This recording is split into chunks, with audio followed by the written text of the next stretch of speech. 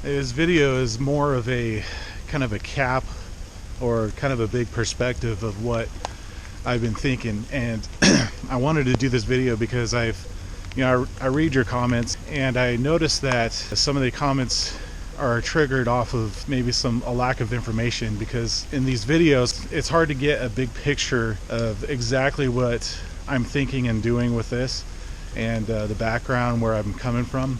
So building this shed slash tiny house thing has a few benefits that I've been thinking about, and I have some problems I need to solve as I've been working on my house. One of them is living in it and renovating it at the same time is really hard and stressful because it gets dirt everywhere, dust and everything. You can't really control everything, and I have to be careful about how I work on things so I don't damage anything else that I'm using. So all of these stresses add to that. If this is here, I would be able to stay in this and live in it for as long as I need to until I finish the house. That takes me out of there, and that takes the stress away. I don't have to worry about it getting all dirty and dusty in there, and I could test this out, update it, and as I go as well. And also the other option is to, if somebody needs a place to stay, they could stay here. They could exchange labor in the house for rent, even charging maybe $100 a month, I don't know, and that'll go towards renovating the house. Also, it's easier to maintain as I would be living in it. You know, heat or cold or whatever, I'm able to control the temperature a lot easier and save some more money on using electricity, heating, and all that stuff in the house. And I still have the benefits from using the bathroom. I have an outside access right there. So there are things that help me free me up and solve those problems as I'm working on it. And as I go and do this, and as I learn how to renovate a house, I have to adjust and learn and adjust again according to my circumstances. Plus, this gets rid of, some materials and gets it out of my way as I'm working on it. So there's a lot of factors in there, and this is the idea that I came up with to alleviate those problems that I was having, the kind of gridlock I was getting myself into, because the rest of this house, the projects from here on out are major ones and they're dirty ones. So getting the ceiling out and the floor out and all those things are major ones, and I have to prepare ahead for that. So that's what I'm doing, is that this is an option for me to get out, and I can take my time. It doesn't, even if winter comes, it'll be fine. I've had, I could survive it just fine. It's not, I'm not worried about that, and so I'm just taking my time with it. So those are all the factors that came around into directing me into doing this very project. Plus, I wanted to learn how to do it, and these materials didn't cost me anything. All of this wood was for free, and so I'm not really taking much out of my budget. And I got a motorcycle from my mom's cousin, and he died, and they didn't know what to do with it, so they gave it to me. And my mom knew that I would need the help, so I'm going to sell it and then use it for building it, getting more materials that I need for this. And plus, I got a whole bunch of shingles for free. I just walked out of a lumber yard, and they said, hey, we're giving away these shingles. They're all matching ones. They were going to throw them away anyway. So the materials aren't costing me anything, and the concrete and everything, the rest of the materials are going to be paid for by the motorcycle. So essentially, it's not coming out of my pockets. I'm just using my resources around me. The lessons that I'm learning are with this house is that it takes way longer than I thought. And I know some of you have experience in this, and you know what I'm talking about. And but this is the whole point of my channel, is that I'm doing things that I have no idea what to do a lot of times, and I just research a lot. And that's one of the things that I don't show in the videos, is that I do a lot of research in between of all the building codes and all of the, up-to-date things to do, and a lot of things I have to get creative with because there really is no YouTube video or any instruction on how to do it. This house is going to take, honestly, another 1 or 2 years to really get it where it wants to be.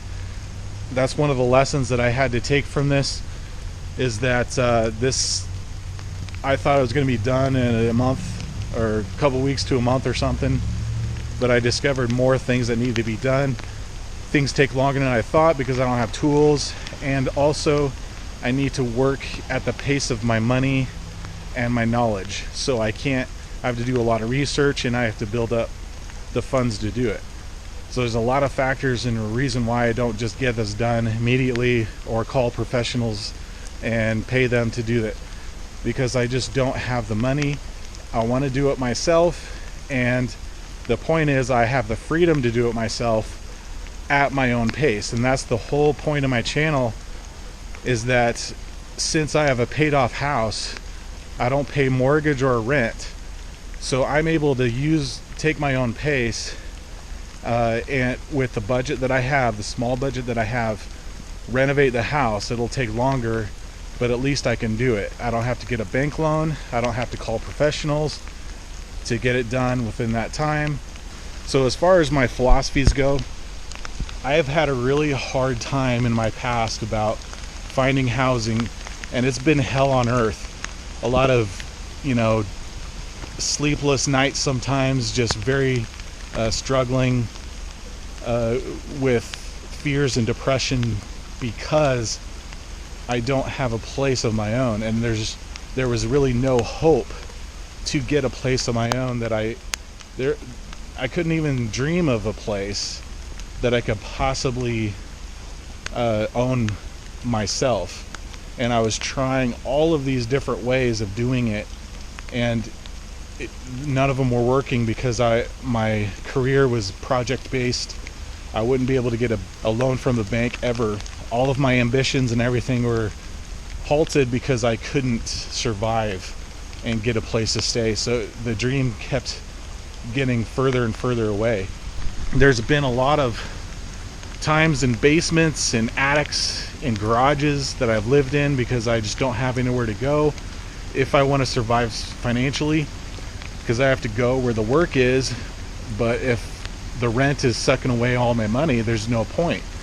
So, and then especially if I'm in a rent situation in a contract, then the 3 or 4 or 5 months that I'm not working on a project, that money's being sucked away in some rent, and then I'm back, in the basement or in the attic or something.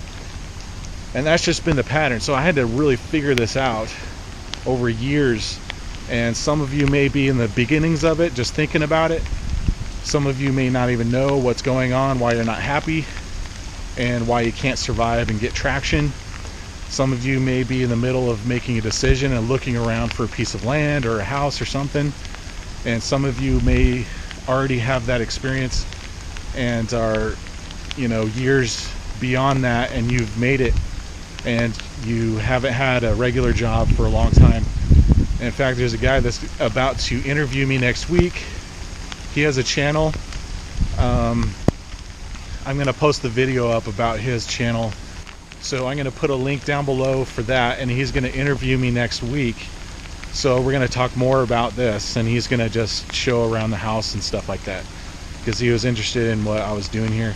So he's looking for the same people that I'm looking for, is that people who think like this and who are looking for that freedom. So even though this house is in the middle stages of being renovated, but in my mind I feel this great freedom and this energizing feeling that I think everybody should have. During those times I've been in garages and basements and attics, I can't express to you the humbling and the weight that was on me during those times. Sometimes just in physical pain because of my back, and I went through a horrible back injury. It took me a year to recover, and that was what woke me up about the whole housing situation. I wasn't gonna survive, and that's what started me thinking, was that happened. I wasn't able to pay rent. I was getting behind, and I didn't have money to go to the doctor. I had a little bit, and that's what shook me up. That's what woke me up about our whole housing situation. And a lot of people get into this and they don't have anywhere to go. I had at least a sister or my parents to go to, but some people don't have that, and they end up on the street. And I completely understand how that can happen, and it's incredibly humbling and really just shakes you up to the core. There are moments that I just cried out to God, wondering why this is happening, what's going on, and not feeling an answer at that time. And what I discovered was the answers come after the experiences. Usually during the experiences, it's really hard to hear it, because it's like Job when he was in his moments of despair. But afterwards, we see a perspective. We see what happened. He came out as gold refined.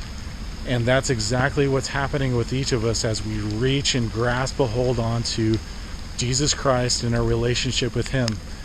And that's what really solidified my relationship with Him, was that I had no other hope to live in life except that He was there, and that I had Him in that relationship to grasp a hold onto, that I had Him to talk to, and that I felt His presence at times, and I felt sometimes He withdrew to give me experiences, just like Jesus felt on the cross. He felt God the Father withdrew for a moment, but then He comes back. So there are moments that we feel, but those give us these contrasting experiences, and those moments have really refined me, and it developed what I want to do in the future. It developed how strongly I feel about certain things, of how I want to help people in their situation, and really solidified my born again experience with Jesus Christ, and my desire to be with Him and not care about anything else that happens in my life. I don't care if I lose all my money. I don't care if I lose all my relationships, just like Job. Those are the trying times, and just like the trials and tests of Abraham, going through his Abrahamic tests, we are all going through those, and those are those moments that we all feel. We want some kind of hope and strength in these moments that we have. And so that's kind of my response to some people who say, I'm really struggling to find something. I need to find something as well. And I personally can't help in a lot of ways with my resources, but I can help in small ways, in just building faith, strengthening people, pointing people towards a relationship with Jesus Christ. And that's all I could really do, but just give kind of a reinforcement, a cheering on of people who are going through a Job-like experience. If you are having experiences like this, like I'm describing, which you probably are, because everybody has to go through them if they want to return back to Jesus Christ, into heaven in the end, it's hopefully all these videos can be a hope. And I actually pray for that, to at least have a hope for perspective, even if the problem hasn't been resolved, even if the pain hasn't gone away completely, or the situation or whatever. At least there's a hope that there is something in store, and that there is a purpose. This house doesn't feel like it's going to be me living there all the time just by myself. Eventually I will get married. I've gone through a lot of dating, a lot of relationships. I wrote a book about this, by the way, and I posted a video on that. but there's a plan for me, there's a plan for you. And so as we recognize in other people who are like-minded, we are gathered together. And so perhaps I'll start a family here, I don't know, but it feels like this is going to be a place of refuge. This is going to be a place of healing, a place to go to when there's nowhere else to go. And it may be a small house, but I'm building a bathroom right here. That's the first bathroom I made that I put in, and I'm gonna restore the main bathroom. So this little tiny house is gonna have 2 bathrooms. And I decided to do that because I not only like 2 bathrooms, but it's going to be a greater capacity to help more people. So this has an outside access, and I'm still able to lock the door and lock my house up, but I can leave this open for people who need to use the laundry, use the bathroom, use a shower. If they're traveling through, if they're just gonna stay, if they just have their car and they park here and they just sleep in their car, they're able to get a shower, go to the bathroom, and I don't even have to be home for that. They could just go and do that. I could say, hey, just go to my house, stay there for a minute or a day or 2 or whatever, a month or whatever, and you have a shower, you have a bathroom to get cleaned up, and you can park your RV here. Out here I'm gonna have a little RV dump station, and with the power cord that went to my old electric water heater was 30 amp. I'm just going to extend that outside because I upgraded to a gas water heater. So I'll use that extra cord for the 30 amp. I'm going to put a little box out here for power. So I'm going to have a dump station and a power station for an RV, camper, whatever, so they could just park back here and stay here for a while. So that gives this little tiny house, this tiny property, the ability to be able to have extra room for housing, even if it's somebody who parks up their RV and just lives there for a while. That's an automatic extra house, and with the same idea as the shed tiny house thing. Even though it'll be mostly a shed, it'll be livable and you'll be able to stay in there.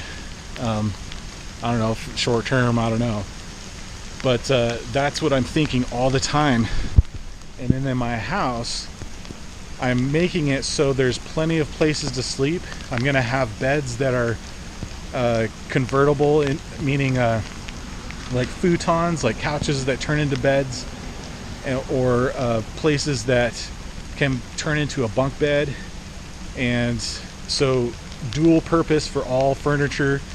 And then there's going to be a loft area with places to sleep, so a family of 6 or 8 people can actually stay here, and there's 2 bathrooms, so it's no problem. You know, they could still have they won't get in the way of each other. There's a 40-gallon water heater, so it'll take care of, you know, a lot of people, no problem. So there's going to be a loft area that'll have people have that option of sleeping in there. So I have all of these ideas. This isn't a house for me. I don't feel like it's for me. It's for hosting and helping others. I know a lot of people, when they get a house, they want to rent it out and make money immediately. There's, you know, a lot of people do that. In my mind, I don't have that mindset to do that. I just have in my mindset that I want to get a house so I could be free myself. And now I have the ability to help other people be free, recover. If they get a sickness, they lose their housing, their apartment, they can come here, recover, do what they need to do, pay off their medical bills, and then be back on their feet. That's the whole idea of this entire thing. I think very differently just because of my experiences. So anyway, there's the big picture, and we'll continue with this. Just know that I am getting to it. It's probably going to take, honestly, another couple years to get this going. to where it needs to be. But the thing is, I have freedom, and that's the most exciting thing. I have freedom to take my time. So God bless you, and I pray for every one of you who watches this video. I pray that the Lord Jesus Christ himself will attend you, that his spirit will be with you, that you will be blessed, you'll feel at peace, that you will feel hope for the future, a bright future, not a zombie apocalyptic future, but for the faithful, a bright future. So we'll see you in the next video. Thank you for watching. Thank you for the good vibes and the thumbs up.